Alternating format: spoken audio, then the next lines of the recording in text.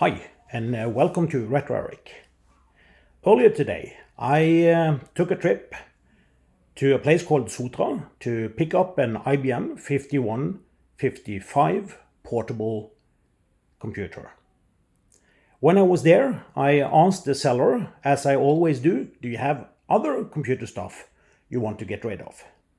So he took me to his container that were filled with a lot of stuff. I didn't bring my big car, so this is all the stuff I could fit into my car.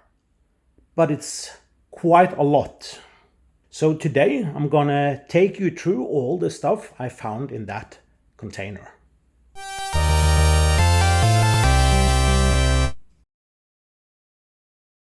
This is the 5155 that I bought, and it was my reason for going for about a 1-hour drive to Sotra. I have cleaned it. It was quite dirty and had a lot of scratches and deep marks, but only using water and a magic sponge, it turned out to be quite okay. I don't know if this Compaq is working, but I remember having one of these back in the days. It's a 286 machine, and it was sold at a place called Datahuset, Data Warehouse. And it is very yellow, but I think I'm gonna just try it with Sunbright. Just put it out in the sun for a few days, and we'll see how it turns out. Inside, the machine looks complete. It lacks a graphics card, but I think I will get this machine up and running. Too bad I only found the cabinet for this Amiga 2000. I asked the seller if he knew where the rest of the Amiga 2000 was, but he had no idea. Anyway, I like this case. There's no scratches, and it looks like it's in perfect condition. Now let's take a look at what's on the table. I have tried categorizing the things as good as possible.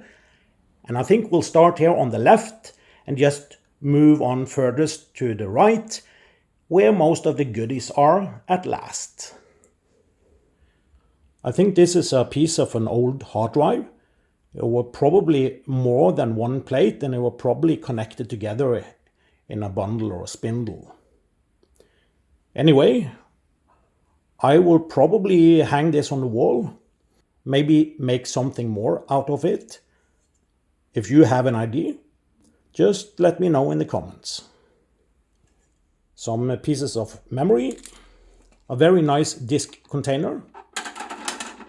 I have cleaned it, but the thing I like most about it is the IBM logo. So this will come in handy.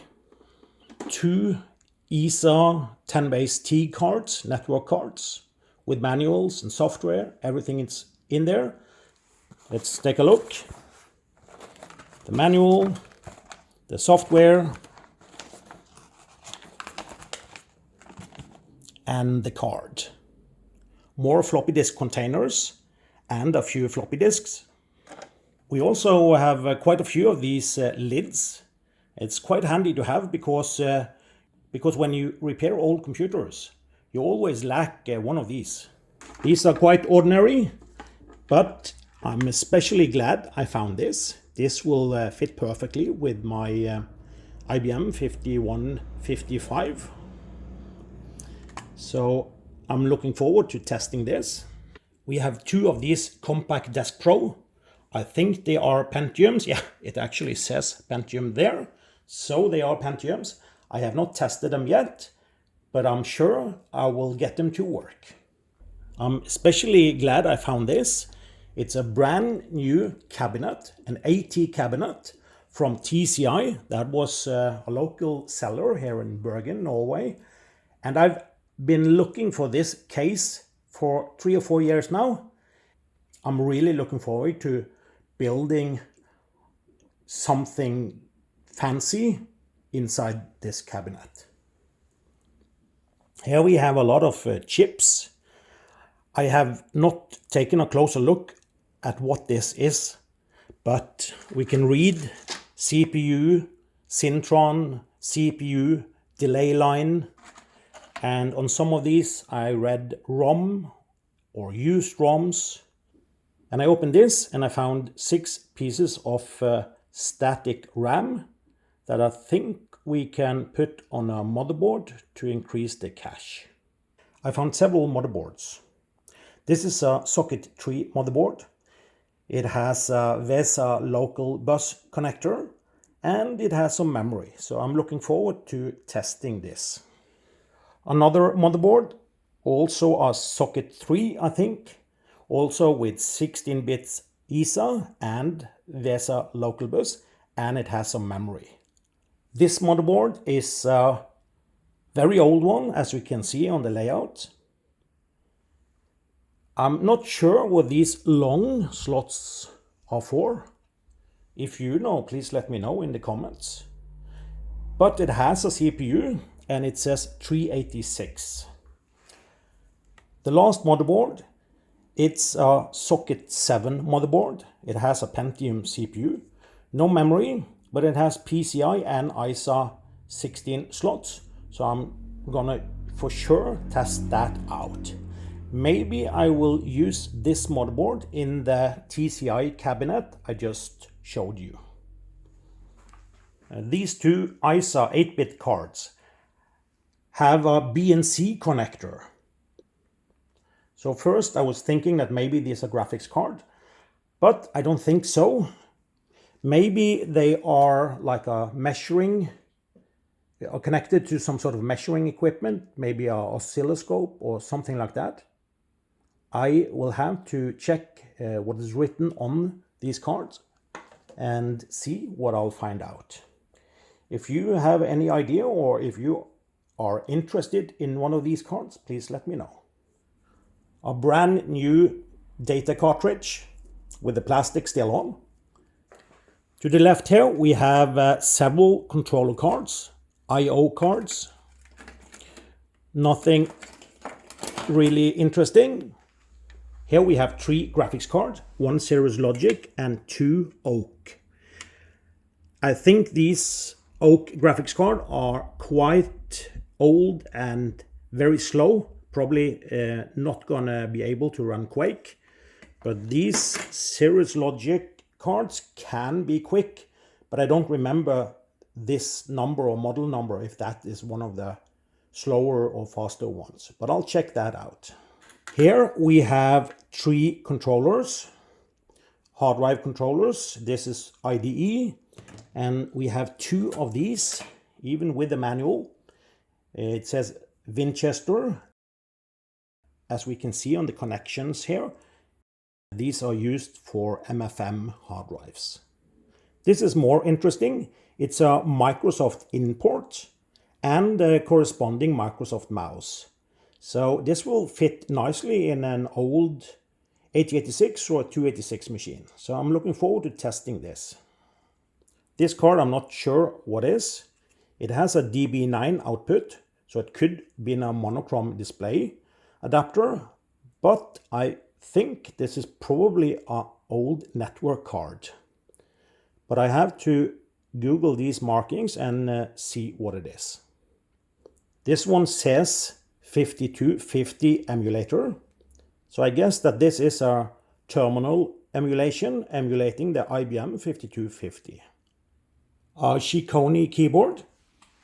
I don't know the brand, but the keys sound and feel very good. So I'm going to give that a good cleaning, and I'll probably use that in one of my older computers.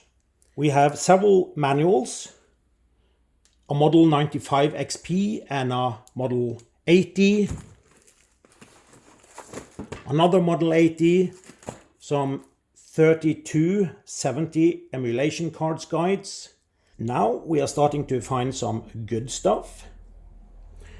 This is Personal System 8514 Memory Expansion Kit. If I'm not mistaken, these are memory chips for the 8514 graphics card. A Personal System 2 data migration facility.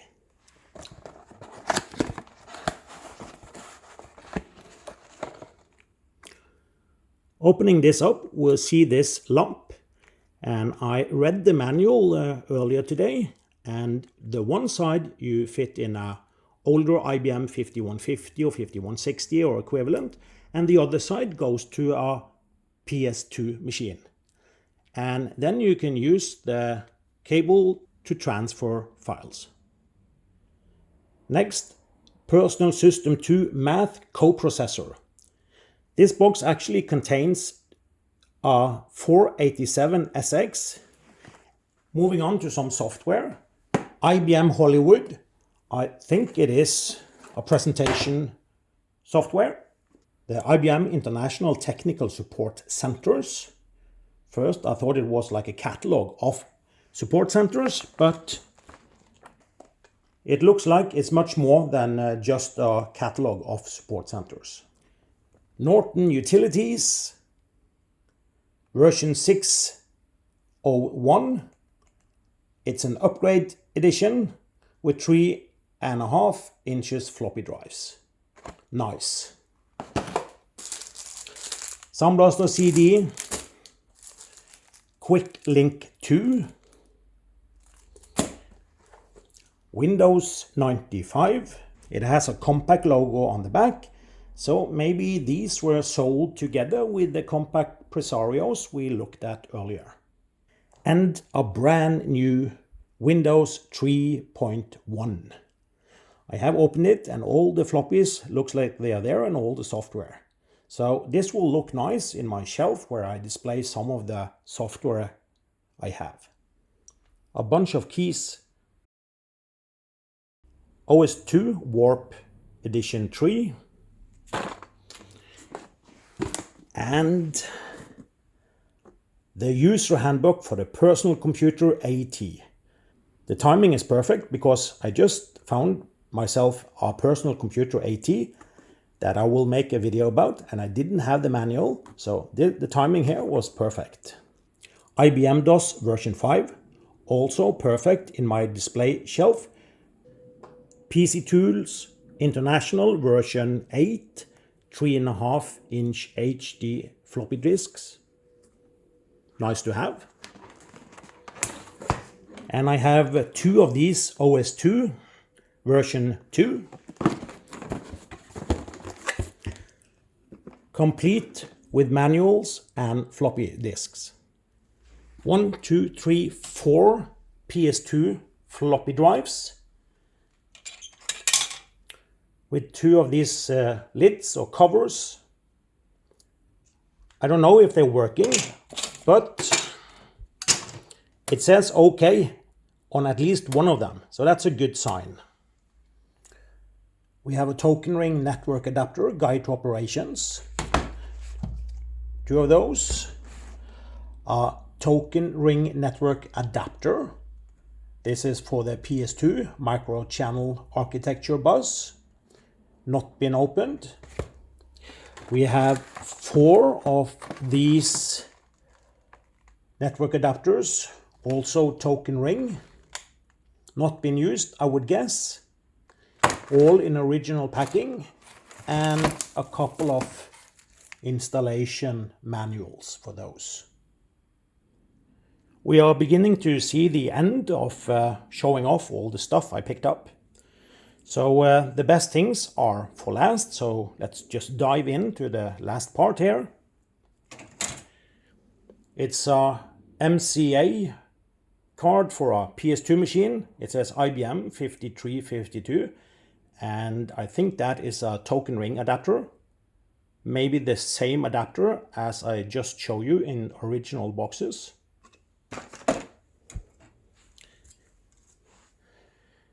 This one says ESDI hard disk, so this must be a micro channel architecture hard drive controller for ESDI hard disks. This card, also for PS2 machines, there's a very big connector on the back here, and it says on this notice, This interface board is designed to run MS-DOS CD-ROM extension programs. So I guess that this card is a controller for external CD-ROM.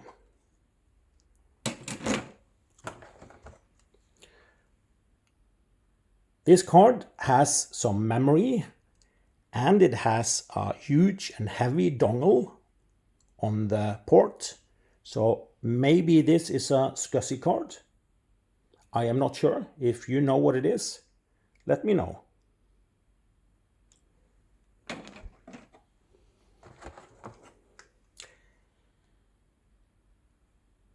I think this is a graphics card. It has a DB15 connector and it came in this box.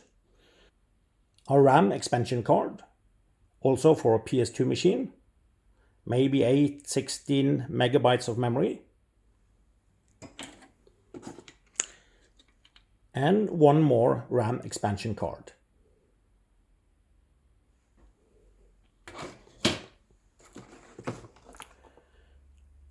We have two of these Ethernet adapters, also for MCA PS2 machines.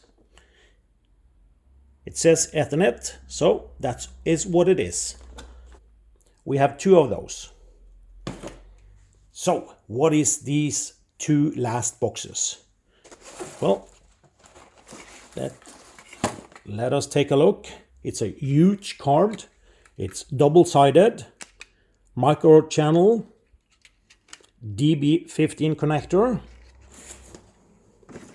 and the box says XGA display adapter. So this is a VGA card for PS2 machines, and we have not two but three of these, all in original boxes. And all the way to the back we have two more network adapters. It says Nick from Ungerman Bass Enterprises. So I'm not sure if these are token ring or Ethernet.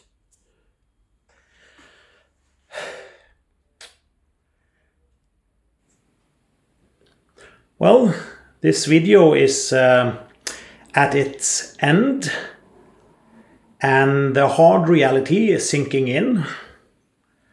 I've tried to move some of the stuff into cardboard boxes, but I'm realizing that I need to find a place to store this. Now I'm using my garage and well, I want to use the garage for my car, not for old computer stuff. So I will have to find a way to store it or get rid of some of it. Anyway, thank you for watching this video. If you press like, I would like that a lot.